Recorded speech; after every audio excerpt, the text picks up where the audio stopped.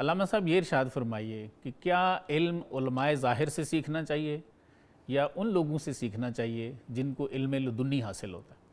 سر دیکھیے جو علم ہے نا وہ جس طرح ہم نے پہلے ذکر کیا ہے کہ علم کی دو قسمیں ہیں، ایک ظاہری اور ایک باطنی۔ ٹھیک، لیکن اگر کسی کو صرف ظاہری علم کی ضرورت ہے تو وہ ظاہر ہے وہ علماء ظاہر سے رجوع کرے گا۔ ٹھیک ہو گیا۔ اور جس کو کسی یعنی باطنی علم کی ضرورت ہے تو وہ یعنی کہ باطن والے علم اور اہل علم ان کی طرف رجوع کرے گا۔ جی جی، اب یہ ہے کہ یہ دونوں علم مل کر کے تو علم حقیقی بنتا ہے۔ ٹھیک ہے، یعنی جس کی تعریف علماء نے کی ہے، یہ دونوں علم جو مل کر کے علم ظاہر اور باطن علم حقیقی تب بنتا ہے، چونکہ ظاہر ہے جب تک ظاہر اور باطن دونوں یعنی شریعت کا اور طریقت و حقیقت کا علم دونوں نہیں ہوگا تو فائدہ نہیں ہوگا۔ قرآن کے اندر اللہ تبارک و تعالیٰ نے ارشاد فرمایا فَمَن يُرِدِ اللَّهُ أَن يَهْدِيَهُ يَشْرَحْ صَدْرَهُ لِلْإِسْلَامِ، اللہ تبارک و تعالیٰ اپنی طرف یعنی کہ اس کو ہدایت دیتا ہے، بلاتا ہے اس کو کہ جس کا سینہ شرح صدر کرتے ہیں، جس کا سینہ اسلام کے لیے کھول دیتا ہے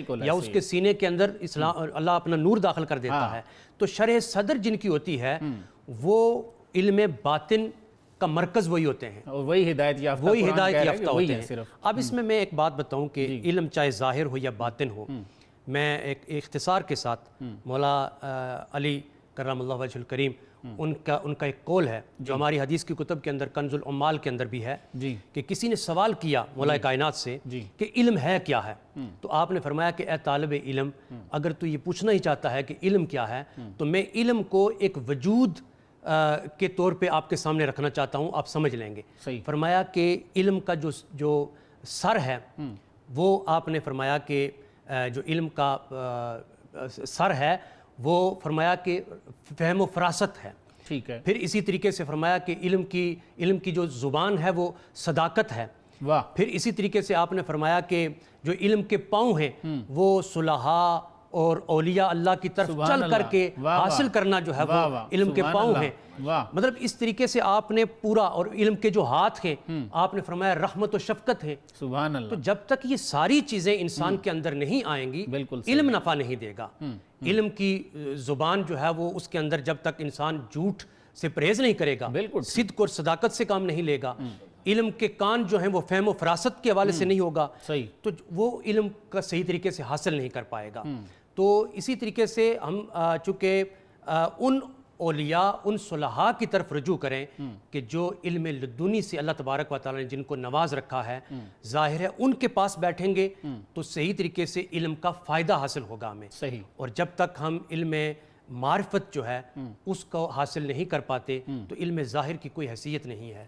علم ظاہر کو بعض احباب نے کہا ہے کہ یہ صرف دنیا کمانے کے لیے ہے، بعض احباب نے کہا کہ یہ فقط خبر ہے کہ جو آپ تک پہنچی ہے اور آپ نے آگے کسی کو بتا دی ہے، لیکن اس کی گہرائی کب حاصل ہوگی جب علماء، اب دیکھیں دو باتیں ہیں، ایک یہ ہے کہ سرکار کائنات صلی اللہ علیہ وسلم کی مجلس میں بیٹھنے والے جو لوگ ہیں وہ صحابی بنے کیسے؟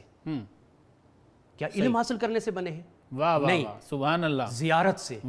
اب ایک ہے عبادت اور ایک ہے زیارت، اور زیارت کو عبادت پر فوقیت ہے۔ بالکل ایسے ہی، بالکل اس لیے کہ زیارت کرنے والا صحابی ہے اور عبادت تو ہم بھی کرتے ہیں، عبادت تو شیطان نے بھی کی ہے۔ بالکل ایسے، تو اس کا مقصد یہ ہوا کہ کسی کی معیت میں بیٹھنا، کسی کی صحبت میں بیٹھنا، کسی کی مجلس میں بیٹھنا، یہ ایک اعلیٰ مقام ہے۔ بالکل، تو علم بھی اسی طریقے سے، علم لدنی بھی، علم معرفت بھی، علم حقیقی بھی اسی طریقے سے حاصل ہوگا کہ جب ہم بزرگوں کی صحبت میں بیٹھیں گے، ان کی توجہات حاصل کریں گے۔